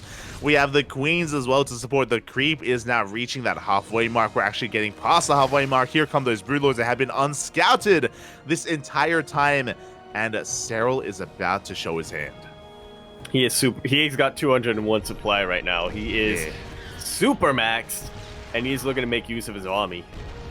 Here we go, the Broodlords, they have arrived. The first tank goes down. We have 4 ghosts in production. No ghosts yet, though. The Marines, they stim on forward. They're trying to get on top of these Broodlords. We do have infestors for Puggles. Yeah, they are a little bit in the back line. Cure now spots them and is being very, very careful about stimming on forward. He knows that if his army gets fungled, that's going to be the end. That's going to be the end of this grand finals, really. So he's being very, very careful with his army.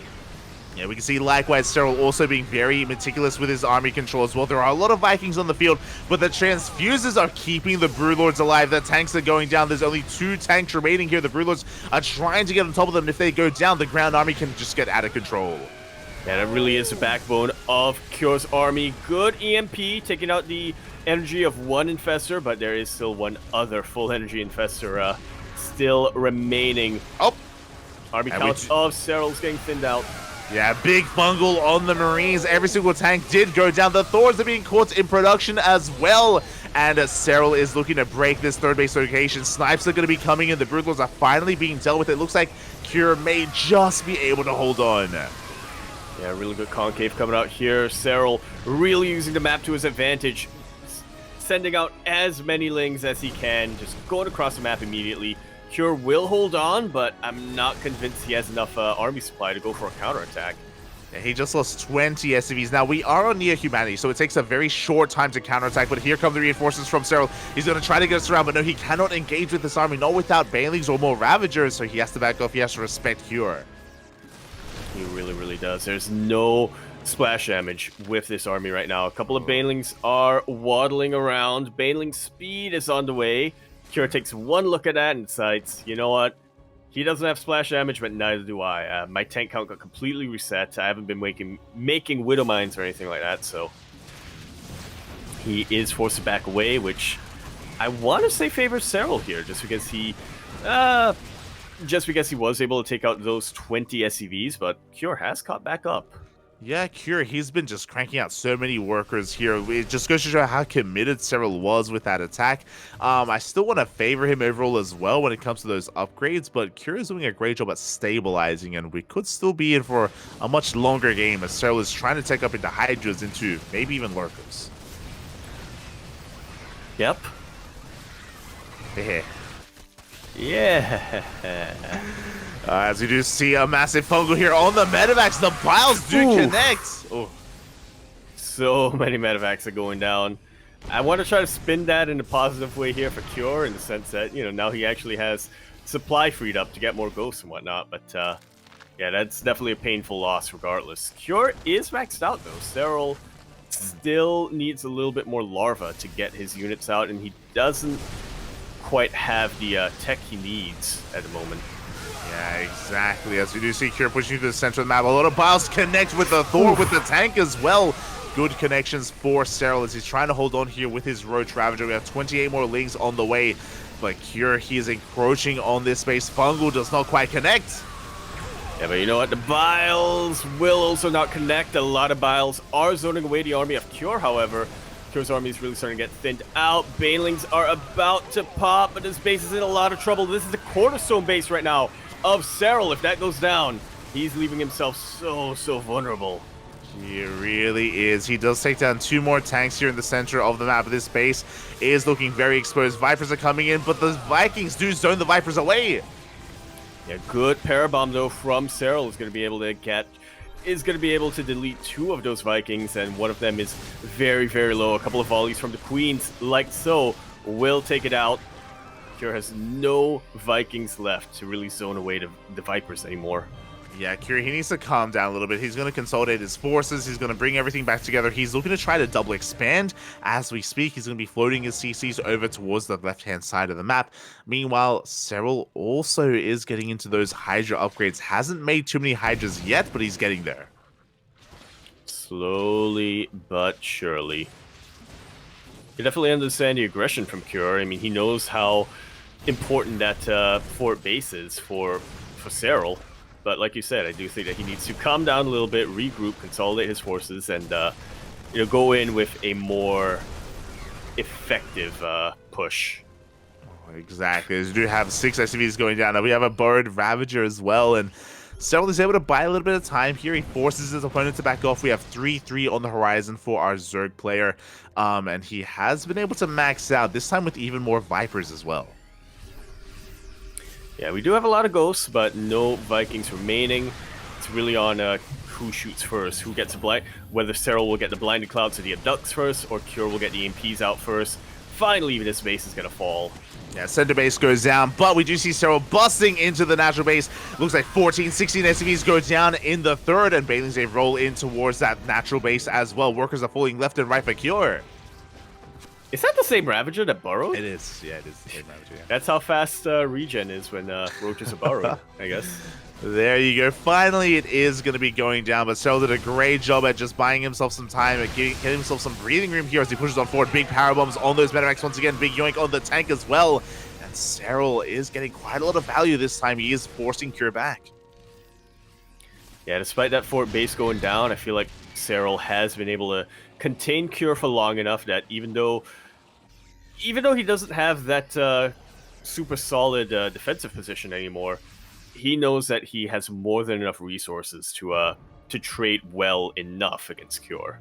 I say well enough because he's still majority on Ling Bane, so it's not going to be efficient. But he doesn't really need to be efficient at this point.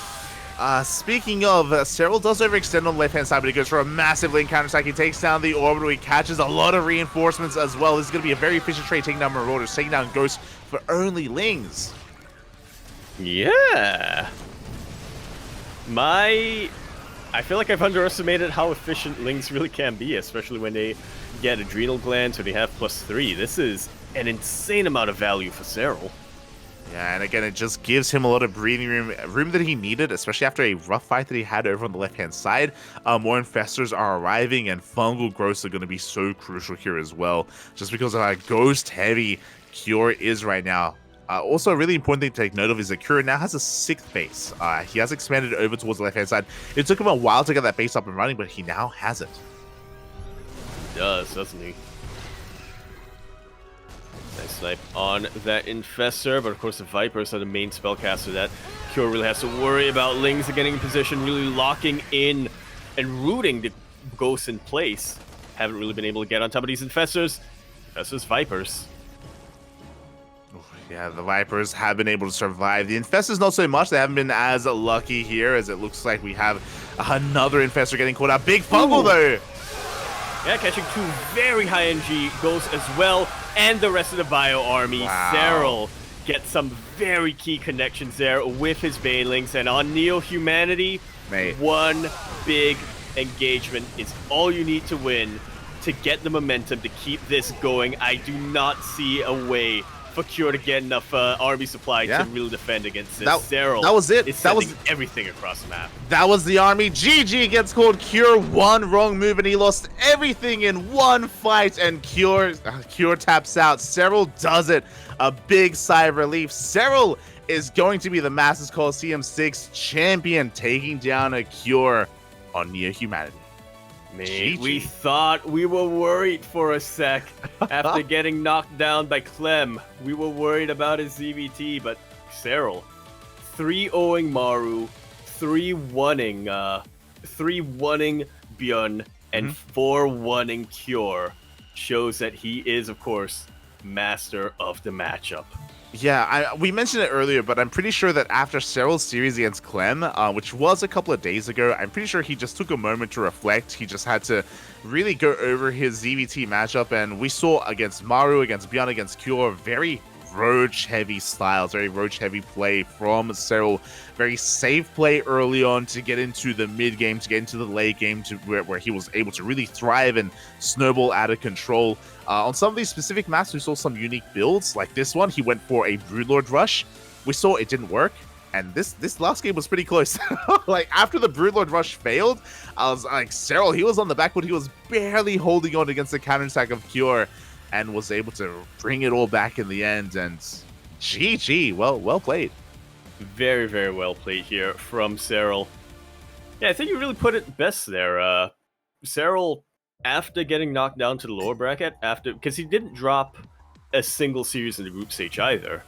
He did lose to Clem here 3-1, but he 3-0 Lambo. He dropped only one map to Dark, and then didn't drop a single map until we got here to the grand finals to Cure, which really, that was just the map that Cure was kind of owed coming in from the upper bracket. Yeah. It looks like the graphics on the screen are a little bit... Beyond did take a game. He did, didn't he? He did. So I'm sure that's I going to already be forgot fixed. about that because it was so quick. That series went by so quick. It did. But regardless, Beyond and Cure, they were able to fight back and put some points on the board. But Serral is, of course, our champion. My condolences to Cure, because I was bringing this up yesterday. Cure has been looking so damn good over these past couple of months, and we've been keeping our eye on him. I know myself, Asher, yourself, I'm sure you've been really hyped up about Cure, how well he's been doing in these online tournaments.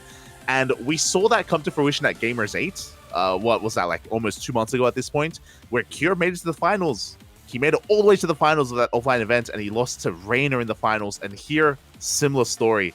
From the upper bracket, Cure makes it all the way to the grand finals and loses to Serral. So he's looking so good. He's getting so close, but still no championship win yet.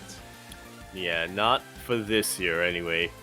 It does seem like TVZ is a little bit of his kryptonite right now, which is kind of weird because quite some time ago I would have considered Cure to be one of the better TVZ players out there, but even just looking at the playoffs brackets here, Ragnarok, in fairness, has improved a lot, but we don't normally expect a Cure versus Ragnarok to go all the way to the ace match. Yeah, exactly. I do think that this is a result of the meta shifting. I think Cure, he was finding a lot of success when the 2-Rax openers, the low ground 2-Rax openers were coming to fruition and becoming a little bit more popular. But as we have seen kind of a shift in meta and a lot more roach play come into fruition here to be safe against these big bio-aggressive styles from Cure, from Beyond, from Maru. So yeah, we have seen the Zerg players adapt over the past month or so, over the past 2 months. So yeah, the matchup is still a little bit in flux, and we saw here that Cure, he actually didn't really rely on that 2-Rax opener too much as a result of how Serral was playing. He really didn't. Although, yeah, he didn't rely on the Beyond build whatsoever here. Technically, he went for a 2-Rax in the one game that he won. True. But that was 2-Rax Reaper, so proxy 2-Rax Reaper into BCs. So yeah, a little bit different. Regardless, again, GG, well played. Shout out to Serral for becoming the champion. A shout out to Cure for having an insane run as well and getting second place. Again, keep your eyes on Cure when it comes to the next season of GSL, when it comes to the next WTLs or the next major events. DreamHack Atlanta. Cure is one to keep an eye on. He arguably the best TVP in the world. DreamHack And his other matchups, I'll say it. DreamHack Montreal. ESL Masters match. I'm sorry, ESL. ESL Masters Winter, if you will. Keep your eye on Cure. Definitely a player worth watching. And yeah, I do feel like a win is on the horizon for him. A big championship win should be coming in soon for Cure. Well, yeah. How far do you want to go with the innovation comparison? Oh, because if we'll remember, back when innovation was dominant, he was only dominant towards the end of the year. Cure just powers up towards the end now. We're in September.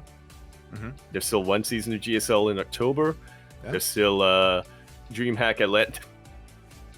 ESL Masters Winter at at Montreal. There you go. There you go. Over in December, if I remember the schedule correctly. October, I think. October. Also October.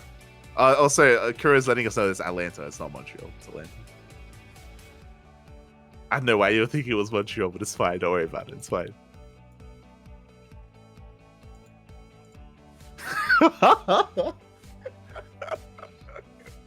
We haven't had an event in Montreal in a long time, Fabio. It's all good. It's all good. It is going to be in Atlanta.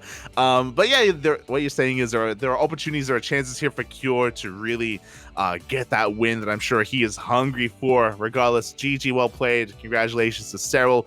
And thank you. I realize now what I was thinking of. What were you thinking of, Fabio? I was thinking of the announcement when they changed the summer event from Valencia to Jönköping. What does that have to do with Montreal? Well, because in my mind, I the way I remembered it was that instead of Jönköping, it was Valencia. Is how I remembered it this year. So that means the way I remembered it is that one of the venues changed. So the other. Yeah. Yeah. So I remembered one wrong, which meant I remembered two wrong.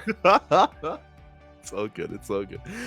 Regardless, thank you so much, Yaku, for joining me here for the grand finals as well. I appreciate it. I know that you're a little bit, you're far more busy with your current schedule, of course, being a student and all, and we can't cast as often as we used to. So I appreciate whenever you can find the time to jump on. Thank you. So it's a nice escape for a little while from the reminders of whatchamacallit, from the reminders of school. But yes, it's flooding back now. It's all good. I have to actually do work. And everyone in the chat, I hope you all enjoyed yourselves as well. Again, it was a very long event over the course of a month of play, with the qualifiers into the group stage, into the playoff brackets. So I hope everyone had a great time. Meanwhile, the people over at WTL, the people over at SC Boy, they may have finished running Masters Coliseum, but World Team League is starting up again tomorrow. We just had the qualifiers. Code A is going to be in less than 24 hours, so the StarCraft does not end. World Team League Code A begins tomorrow. Indeed, it does, and oh boy, do we have a bracket lined up for us here. I feel like it's been a bit of a long time coming, but we actually have Team Roddy coming into the playoff brackets here. We have Twisted Mind, so Classic is going to be, well, I say going to be making his debut. What I mean is, kind of, right? Kind of making his debut here in more of a something. I would have to go back and look at the previous seasons to see if Classic had played, because I'm pretty sure he has played in qualifiers, but he was I don't think he played in a Code A. He was on Mystery Gaming. He was in Mystery Gaming last season during the qualifiers. Right, yeah. So, yeah, he hasn't been a part of the main event, so, keep your eyes on Twisted Minds, on Mystery Gaming, all these other teams. Matcherino Esports, that's another big one. The Freak, yeah, the Nostalgia team. Estrella, Demi, and whatnot, yeah, the Nostalgia team. Yep. Yo, Stats is listed here on the roster. Yeah, he played in the qualifiers. He did, didn't he? Yeah, it looked a little bit shaky. Oh god, but yeah, so Code A is tomorrow, so it's gonna be here on the channel. Yeah, this is a lineup that I think a lot of us were or rather a lot of these teams were teams that we did expect to make it through the qualifiers in previous seasons, but for whatever reason just didn't quite break it through. Here we have a bracket where if any of these teams makes it to the top 4 and makes it to Code A, I don't think anybody would be too surprised, except for maybe Little Fairy. I think maybe Little Fairy is the one team that is the underdog, but still, Coffee and Forjumi can do a lot. Yeah, they can carry me. They can carry a team, so yeah, definitely do tune into that tomorrow. We may miss some matches tomorrow, unfortunately. So what's happening is that we are going to be casting, of course, ESL Asia. And if ESL Asia runs a little bit too long, then we may miss like a couple of games here or there for WTL. But of course, we'll try to cast as much of it as we can. We're going to be going ESL Opening Up Asia straight into World Team League. one into the other. Straight into ESL EU. Straight into ESL NA. No. Don't like this. Oh god. But yeah, with that, if people want to tune into more of yourself, Yaku, why don't you let the people know where they can find you? You can't. Oh. I have not a single free day until the end of the year, until December here. But in case I actually do, and I actually did my math wrong here, and in case I actually do have a free day between now and December, twitch.tv/Yakuzaku1 is where I do stream. Feels bad, man. I haven't been able to play the new crab update. I just wanna be a crab with a flamethrower. That's so much to ask. But yeah, I will stream there if I ever find a time. I will announce when I go live over at twitter.com at @EmporeYakuzaku and then !! Discord. In the chat is where you can find me. It's where you can find Light. It's where you can find Kuro, who has been handling production today. It's where you can find the bot that announces when one of us go live as well, in case I forget to announce it. So that's where you can potentially find me. Hey, follow Yaku over on his social media. So they're in the chat. If you want to tune into more of myself, I do stream over on my own personal channel as well. I may stream tomorrow. It depends. If we're ever like casting a lot of events in a day, I typically try not to stream, but we'll see. So you can follow me at my own personal channel. I do ladder some Zerg. I play some Diablo 4. Play some Final Fantasy. Just some chill variety games at times on my personal stream. But if you want to tune into some more StarCraft action, into some more pro casting, or some CranKy casting, that's a better way to put it, you can follow us here on the CranKy Ducklings Twitter, Facebook, Instagram, YouTube, Discord. We are the CranKy Ducklings all over the place. ! Socials in the chat. We have a Patreon as well where you can support us, where you can subscribe on Twitch. You can follow us on YouTube. You support us wherever you can, wherever you wish. Thank you so much for everything. Hope you all enjoyed yourselves as we are wrapping up here. Yaku, do you have anything you want to say before we head off for the night? So it turns out Atlanta is at a different city from Montreal. And a different city from Jönköping. Johan. And a different city from Valencia. Yeah. Which of course is a different city from Leipzig. And a very different city from Anaheim. Where are all these places anyway? Bucharest as well. Different from that, yeah. Different from that, yeah. There you go. Not that different from Seoul, though. Thanks. I hope you all enjoyed your geography lesson today, everyone. And thanks for watching. We'll see you guys next time. We'll see you guys in less than 24 hours for some more StarCraft. Stick around. We're going to be giving another StarCraft streamer a raid. Give them some love. Give them some support. Until then, hasta luego. Bye-bye. Bye-bye.